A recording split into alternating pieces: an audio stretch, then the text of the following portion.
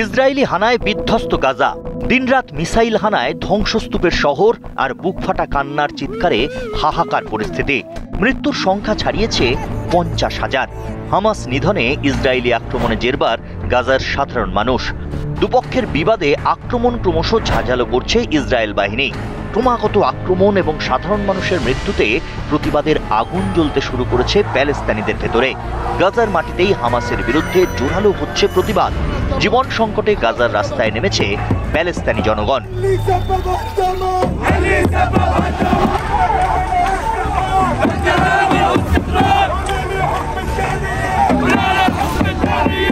হুঙ্কার পাল্টা হুঙ্কারে গরম হচ্ছে পরিস্থিতি।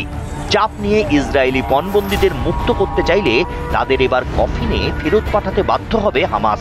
একটি বিবৃতি প্রকাশ করে হুঁশিয়ারি দিল হামাস সশস্ত্র বাহিনী।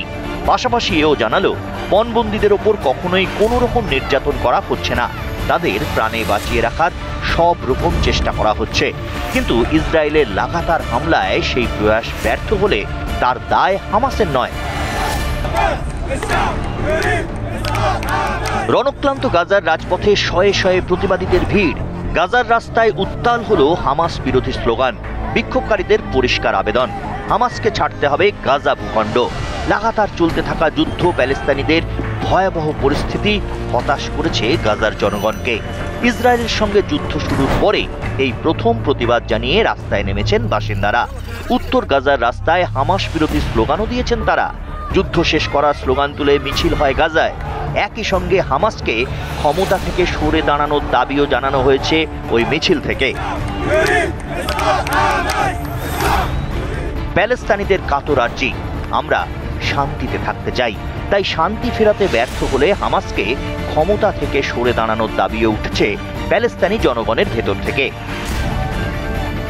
যুদ্ধবিরতি ভেঙে ইসরায়েলি সেনা নতুন করে গাজায় হামলা শুরুর পরে গত কয়েকদিনে গাজায় প্রায় 800 জন মারা গিয়েছেন এবং প্রায় 1,42,000-এর বেশি প্যালেস্টাইনি ঘরছাড়া হয়েছেন।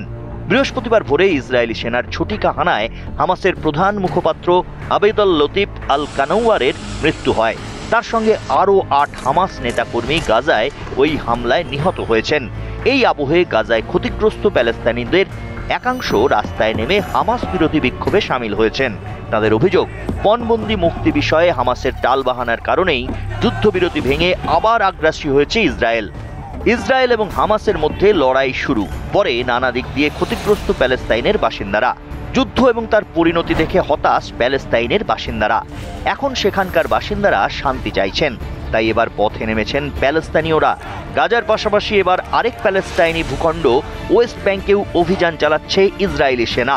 যুদ্ধবিধ্বস্ত প্যালেস্তানিদের একটি অংশ, প্রায় কয়েক হাজার প্যালেস্তাইনি গাজার রাস্তায় জড়ো হয়ে হামাস বিরোধী স্লোগান দেন। হুঁশিয়ারি পাল্টা হুঁশিয়ারি, আক্রমণ পাল্টা আক্রমণে মৃতের সংখ্যা আরও কত বৃদ্ধি পেলে শান্তি ফিরবে, সেদিকেই তাকিয়ে দুদেশের সাধারণ মানুষ।